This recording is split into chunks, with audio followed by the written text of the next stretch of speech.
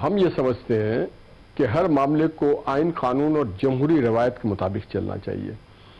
12 वज़ीर आज़म ने ये कहा है कि आए मिल के मुल्क के सारे मसाइल पे हल पे बात करेंगे, और ना सिर्फ किसी एक जमात से बल्कि तमाम अक्रॉस द बोर्ड उन्होंने बात की। और आपको शायद याद हो 2018 में जब आज के वज़ीर आज़म शहबाज शरीफ साहब कायदे हिज़्ब इख्तिलाफ थे, तो उन्होंने सबसे पहले उस वक्त के वज़ीर आज़म को कहा, आए बैठ के हम इस मुल्क की खातिर मिसाक़ जमहूरी मईशत करते हैं।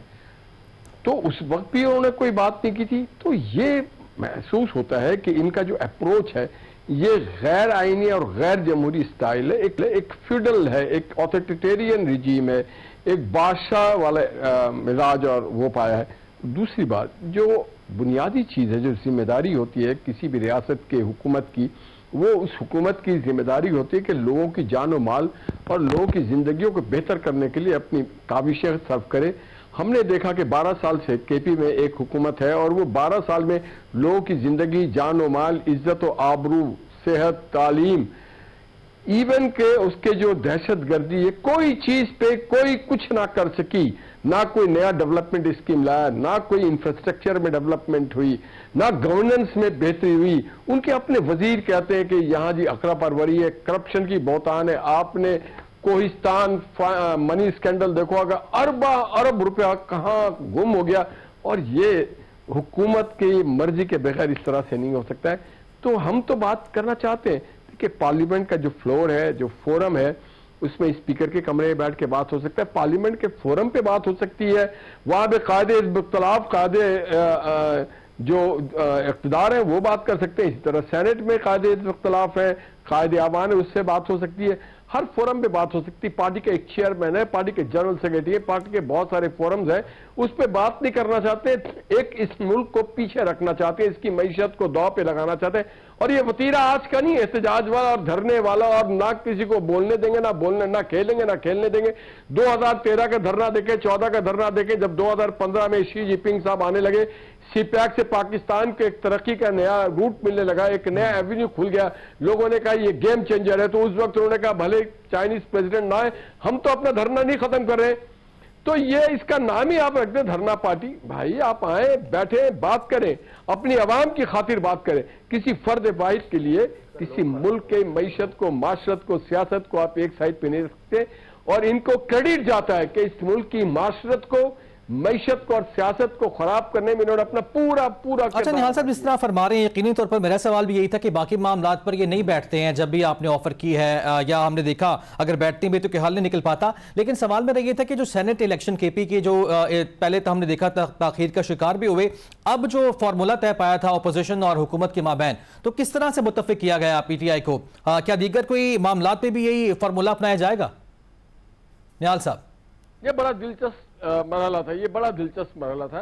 इनको इसमें नजर आ रहा था कि इनके पास शायद सेनेट की एक भी सीट ना हो और इनके जो लोग हैं वो बगावत कर जाए और इनकी जो चिड़ियां सब पुर कर जाए। क्योंकि एक रिवायत रही और बदकिस्मती से ये रवायत रही, और हमें बहुत शर्मिंदगी और अफसोस है कि केपी के सेनेट इलेक्शन में अक्सर और बेशतर ये बात सुनने को आती है कि यहाँ पे जर का इस्तेमाल होता है बहुत ज्यादा, और कोई ना कोई इंटरेस्ट होता है बिहाइंड द कर्टन। तो उनको ये लगा कि कहीं और लोग या आजाद उम्मीदवार या उनके अपनी पार्टी के अंदर जो डिवीजन है वो लोग कहीं ऐसा ना हो कि कहीं और फुर करके उड़ जाए और इनके हाथ में कुछ भी ना आए।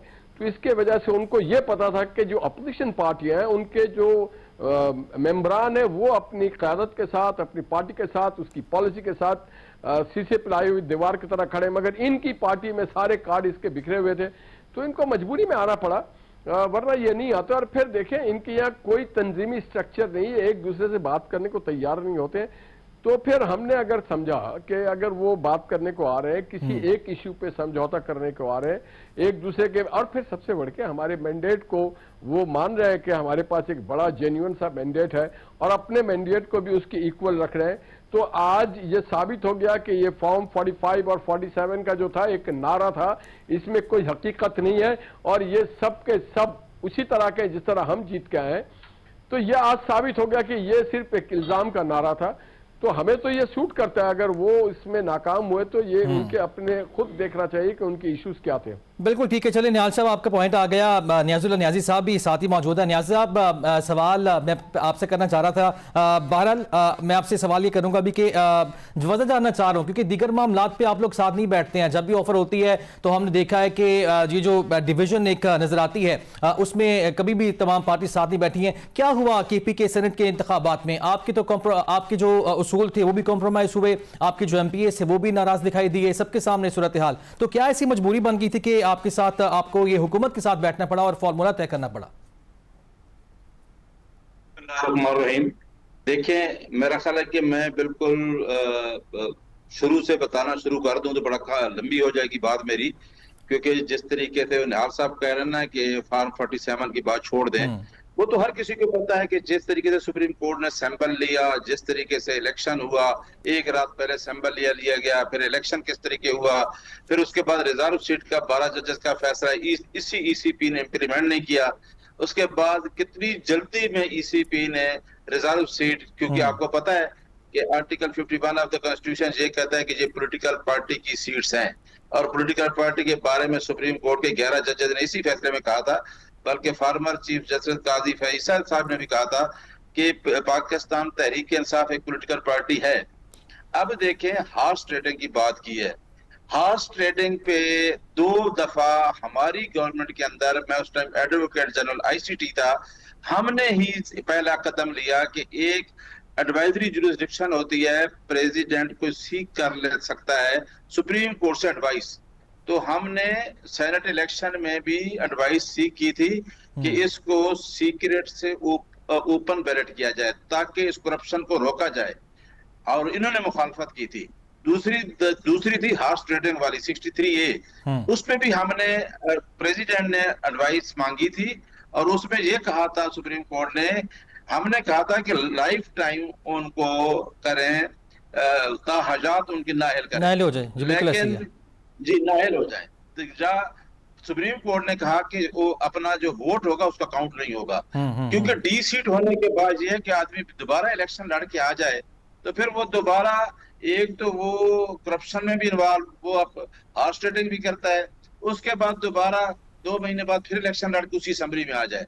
या तो 5 साल होनी चाहिए 62F में जिस तरह थी, या ताहजात जिस तरह हुई थी, ताहजात होनी चाहिए। अब आ जाए इस पे कि हमारे पास आपने तो पूरे हालात देखे कि जिस तरीके से तहरीक इंसाफ को इलेक्शन से आउट करने के लिए इलेक्शन कमीशन ऑफ पाकिस्तान और सुप्रीम कोर्ट ने किया, और आज तक ट्रिब्यूनल नहीं बने पंजाब के कि कोई केस सुना जाए।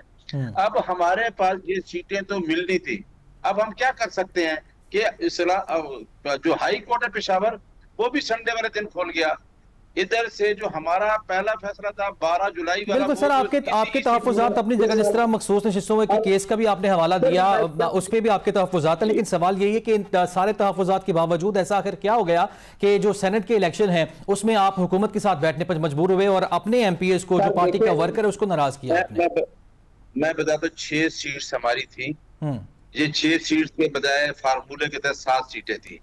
इस वजह से साथ बैठे कि हमारी असेंबली जो है, जहां पे KPK में जो एग्जिस्ट कर रही थी, उसके लिए इन्होंने पूरी कोशिश कर रहे हैं कि एक सवाद के वाक्य को लेके असेंबली के ऊपर चढ़ने की पूरी कोशिश की कि असेंबली को किसी तरीके से KPK में भी PTI की हुकूमत खत्म की जाए। हालांकि पंजाब में इससे ज्यादा हो चुका है। हमें फार्मूला ऐसे कि हमें अपनी सीटें जो मिलनी थी, जो सीटें अभी नोटिफिकेशन के बाद तय हुई, वो सीटें हमने लेनी थी।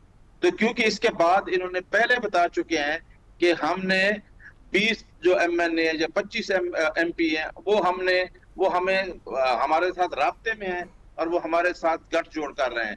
इन चीजों को रोकने के लिए, क्योंकि इस गवर्नमेंट के पीछे भी लगे हुए थे, तो ये 6 सीटें या अपने MPO के इंटैक्ट रखने के लिए हमने ये किया कि कम से कम हमारी जो गवर्नमेंट है वो एग्जिस्ट करे यहाँ पे। अब सीटें तो हमारी हैं, सीटें तो हमने अपनी वही ली हैं जो हमने मिलनी थी। सर माजी में भी इस तरह होता रहा, और कभी भी हमने देखा कि बानी PTI जो थे उन्होंने कॉम्प्रोमाइज नहीं किया, उन्होंने उन लोगों की असलियत सामने आने दी। तो फिर क्यों यहाँ पे कॉम्प्रोमाइज क्यों कर दिया? सवाल ये है।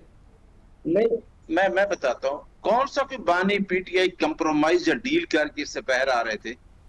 ये तो एक पॉलिटिकल प्रोसेस था जिसमें हमारी सीटें मिलनी थी। अगर इलेक्शन भी होता तो उसमें कुछ भी हो सकता था। हाँ, क्योंकि इनका मिशन ये है कि हमारी गवर्नमेंट को वहां से खत्म किया जाए।